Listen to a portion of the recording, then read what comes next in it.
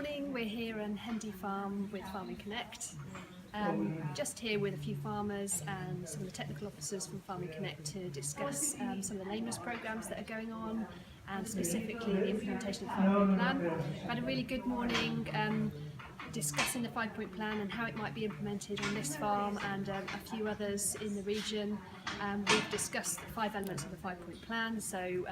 all about trying to build resilience in the ewe flock by culling out the worst offenders, using the vaccine to stimulate immunity, and then lots of different elements on the farm trying to reduce the level of disease challenge, so trying to give the ewes the best chance of tackling this disease and reducing the level of disease so that we can really gain control of lameness on this farm. We've had a look at a few feet to see what we've got going on, diagnose exactly what the disease is here, and we found a bit of foot rot and scald,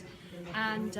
we've worked out a draft plan with the farmer here, so we look forward to seeing how he gets on and how the 5-point plan can be implemented. If you need any more details about